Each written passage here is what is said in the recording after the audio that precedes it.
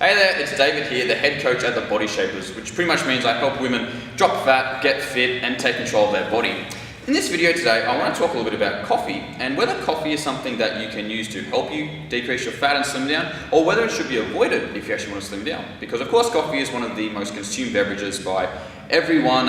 Most people have at least one a day, if not more. I know people have 5, 6, 7 a day to get them through the day, and why they're having that might be a topic for another conversation. But ultimately, I want to outline why you can use coffee to help you drop fat and maybe when you shouldn't use it, because like many things, it always depends. So on that note, let's look at actually the pros of coffee, the pros of why it might help you drop some body fat and slim down. So I made a really cool list here to help you out and understand this. The first pro is it increases what's called thermogenesis. So some people might treat that as increasing your metabolism and burning a few more calories each day, but it actually increases your body's usage for body fat as opposed to carbohydrate for energy storage. Essentially, you're more likely to burn body fat from a little bit of caffeine up to a certain point. So a little bit of caffeine does actually help you burn a little bit more body fat versus using your stored carbohydrate for energy.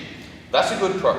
Secondly, it can actually decrease appetite. So personally, I find coffee is actually a really good appetite suppressant for myself. And I know a lot of other people will drink a coffee when they're on the run and won't eat for a couple of hours. So that has its place if you're using it correctly, but I'll talk about a con with that later on. But if you're someone who, is just voraciously hungry all the time and you just want something to actually stimulate, or suppress your appetite rather, a coffee can actually be a good option in that sense. And that's thanks mostly to the caffeine and of course some liquid.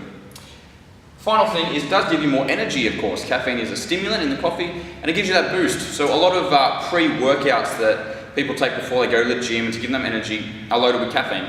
So caffeine does in fact give you more energy, which means if you can then train harder because of that, then that's going to help you burn more calories and probably get more out of your training. So use it at the right time, say before a workout, first thing in the morning when you're about to get up and go to the gym, is a good time to use it, and you'll probably see a lot of benefits from that in terms of your energy in the gym and with your workout. So there's 3 times where there actually are a lot of pros with caffeine and coffee.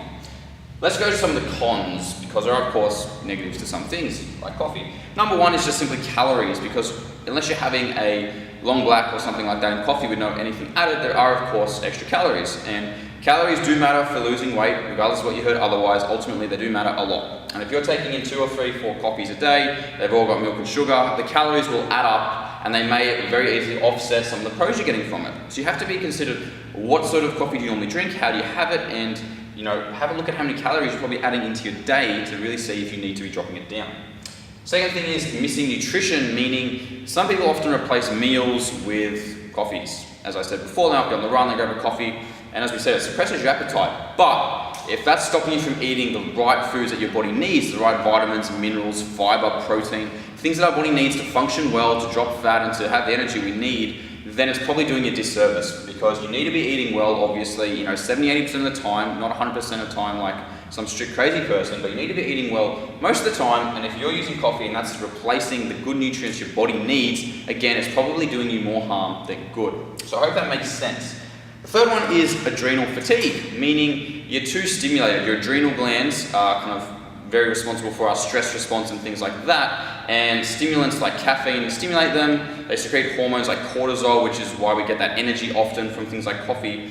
But cortisol and being stimulated too much in excess causes these adrenal glands to fatigue, and ultimately that causes systemic fatigue on your body, which results in things like struggling to sleep, struggling to recover from workouts, and just generally feeling like the only way to get up and go is with something like a coffee.